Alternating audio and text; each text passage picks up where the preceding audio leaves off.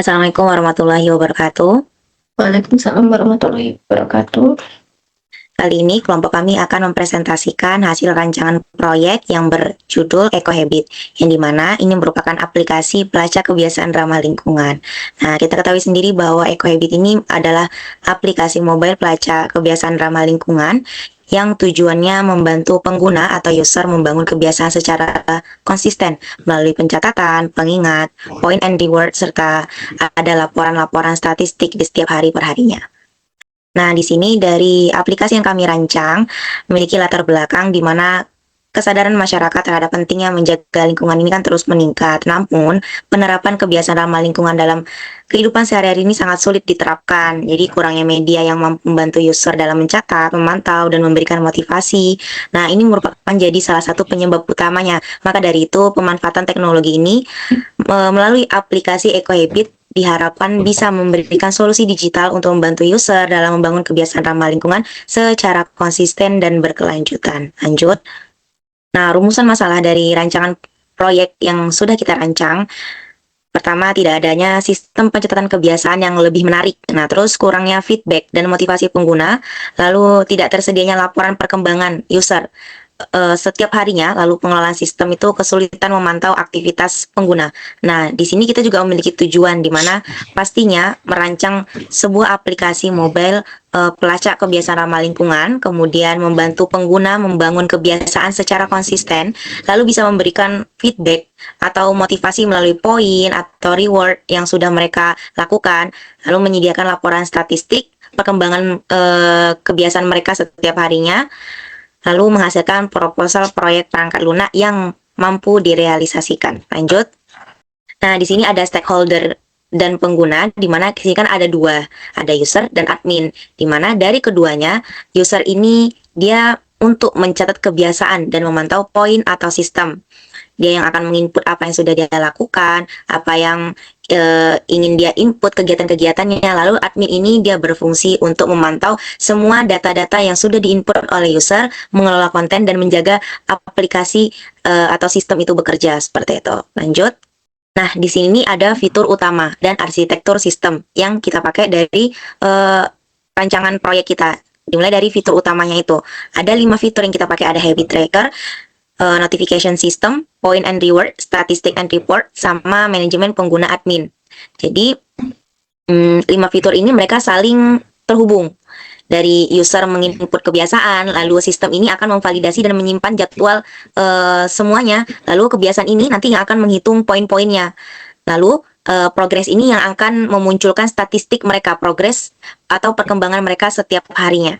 Nah, di sini kami memilih layer arsitektur di mana nantinya sistem itu bisa terstruktur dan lebih mudah untuk dikembangkan, seperti tampilan pada UI-nya, lalu logikanya dari poin, notifikasi, sama laporan-laporan di dalam application layer-nya, lalu akses dan penyimpanan yang ada di dalam database-nya.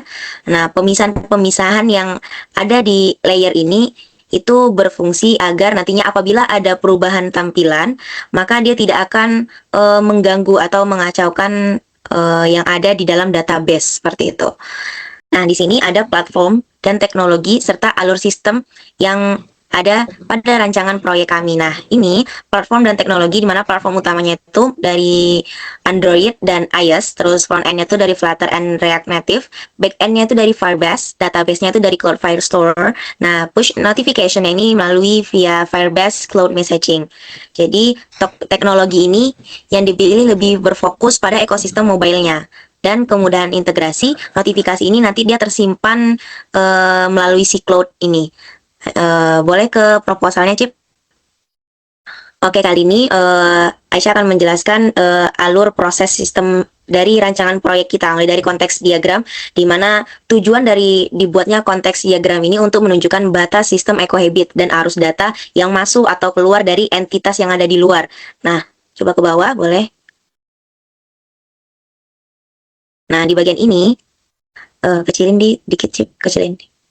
Oke, terus. Nah, di bagian ini, sistem EcoHabit yang di bagian tengah itu sebagai poros utamanya, sebagai proses utamanya. Nah, lalu di si user sama admin, dia sebagai entitas eksternalnya. Jadi buat input kebiasaan, informasi poin, itu semua merupakan data yang mengalir, yang masuk dan keluar dari si sistem ini, seperti itu. Jadi input kebiasaan dari user ke sistem, itu merupakan data yang mengalir.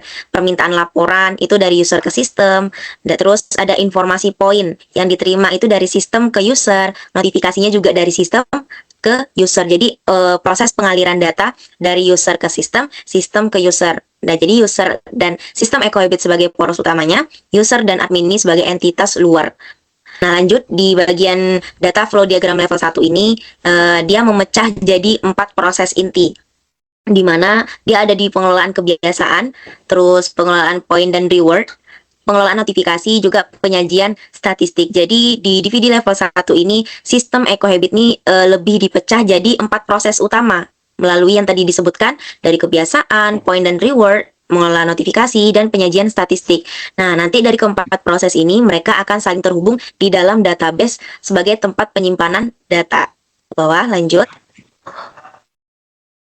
Nah, dari gambar seperti ini, dari user, terus dia akan menginput kebiasaan, nanti akan tersimpan di database kebiasaan, lalu point dan reward di database point dan sistem. Jadi mereka semua proses ini saling terhubung. Lanjut.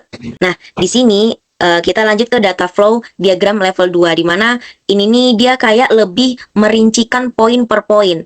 Mulai dari fitur pertama, habit tracker, itu tuh entitasnya user. Nah, data store-nya itu database kebiasaan. Ibarat kata user, dia menginput kebiasaan, baru datanya itu divalidasi, lalu disimpan kebiasaan itu di dalam database kebiasaan. Lanjut ke bawahnya lagi.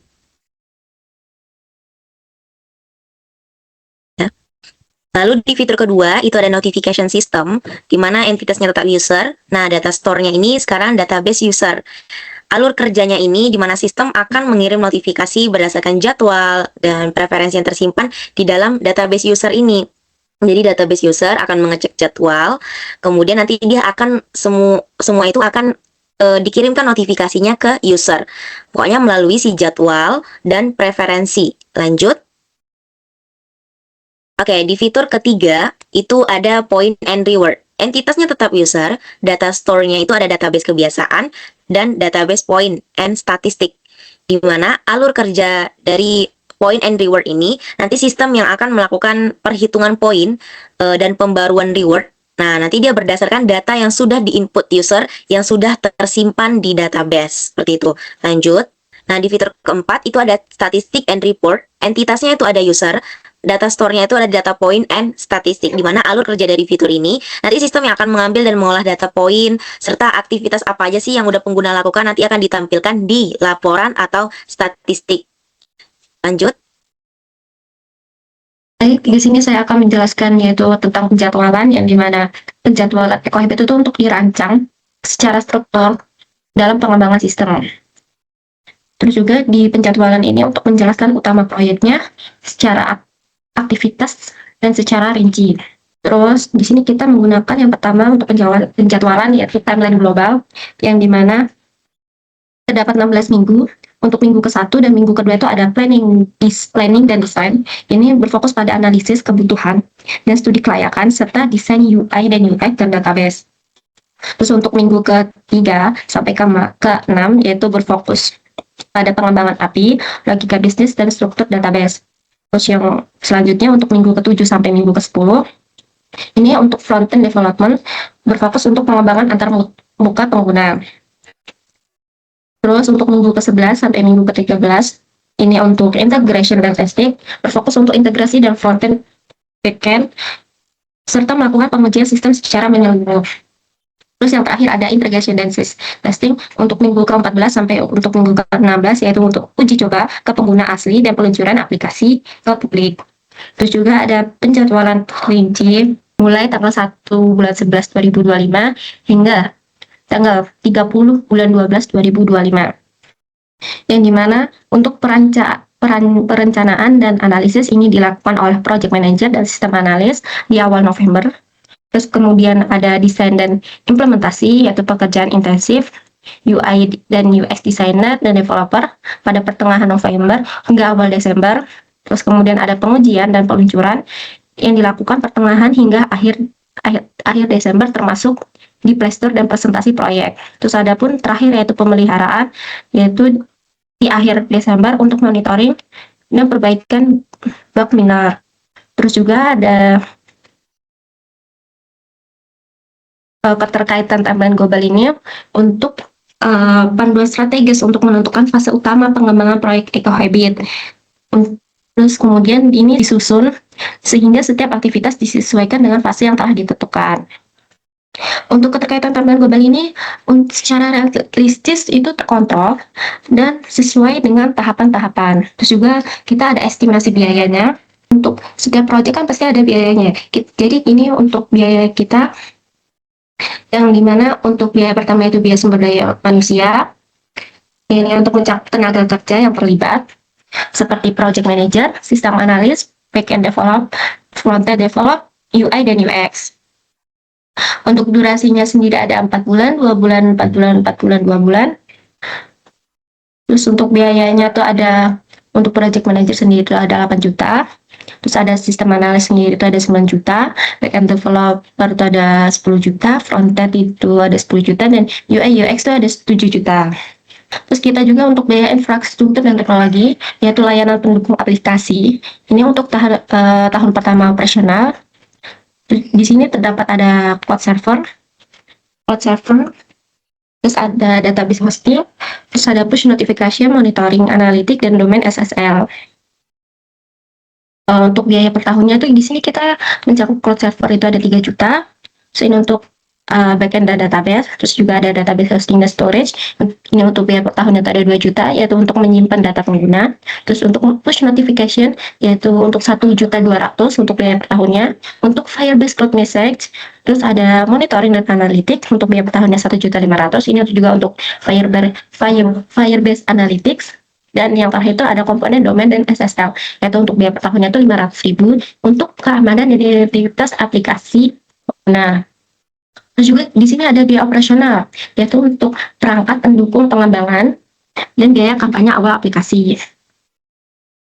Yang pertama ini ada AdSense Store, yang dimana ada Google Play Store fee dan Apple App Store fee, yaitu untuk Google Play Store fee sendiri itu ada biayanya tuh 400.000, yaitu dengan keterangan konten untuk membayar. Terus juga kalau untuk Apple App Store fee itu biayanya tuh 1.500.000 itu per tahun. Terus juga ada tools dan software, untuk biayanya tuh 3 juta, seperti untuk Figma, GitHub, dan lainnya. Terus juga ada promosi dan edukasi, untuk biayanya tuh 5 juta untuk campaign awalnya. Terus untuk cadangan resikonya, ini untuk apabila ada terjadi kesalahan, maka kita menggunakan biaya 8 juta, dan untuk antisipasi perubahannya. Terus ini ada rekapitulasi, rekapnya kita dari biaya sumber daya manusia, infrastruktur, dan bahkan biaya operasional sendiri. Di sini di total keseluruhannya tuh ada 170.100.000, dan ada evaluasi dan keberlanjutan. Ini bab 4, yang dimana evaluasi ini kan untuk solusi ya, solusi gimana aplikasi kita yang telah dirancang. Terus juga di dalam evaluasi ini itu kita mencatat aspek fungsionalitas, penggunaannya, dan rencana keberlanjutannya. Terus di sini yang pertama ada evaluasi usability. Di dalam evaluasi usability ini ada metodenya, bahkan dalam metode fungsionalitas yang pertama itu ada pengujian, awal penggunaan, dan bahkan pengecekan. Untuk hasil evaluasi fungsionalnya tuh kita lihat dari fitur-fitur ini, dari fitur pencatatan, kebiasaan, sistem point dan reward, notifikasi pengingat, statistik laporan, manajemen pengguna. Terus jika hasil evaluasinya sesuai, maka kita tulis dengan keterangan data kebiasaan simpan ditampilkan dengan benar, poin dihitung otomatis berdasarkan aktivitas, notifikasi dikirim sesuai jadwal pengguna, dan sebagainya. Jika hasil evaluasinya tidak sesuai, maka kita tulis keterangannya. Dan fitur ini, terus apa kekurangan dari fitur tersebut untuk menjadi hasil evaluasi. Terus juga ada evaluasi usability, yaitu untuk mengetahui seberapa mudah aplikasi ini dipahami dan memberikan pengalaman untuk pengguna.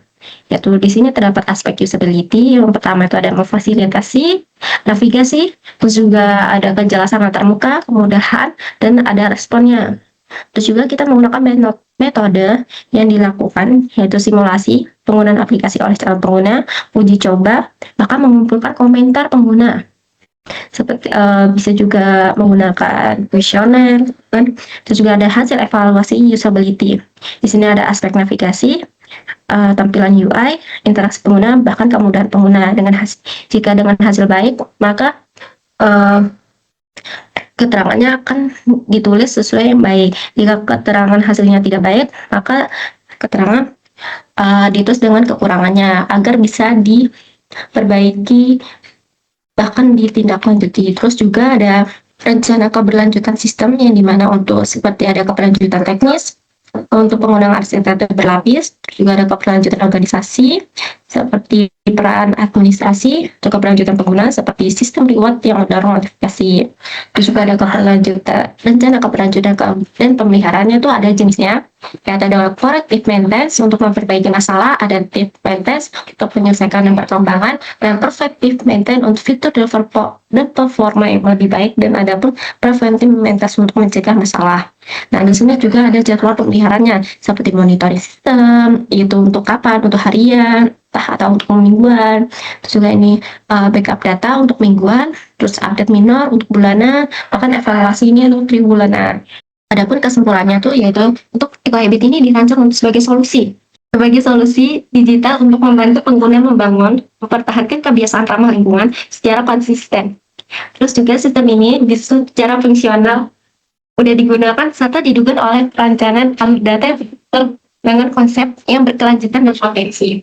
Terus juga proyek ini dinilai untuk direalisasikan sebagai aplikasi pendukung perilaku ramah lingkungan. Sekian dari kelompok kami. Jika ada salah kata mohon maaf. Wassalamualaikum warahmatullahi wabarakatuh.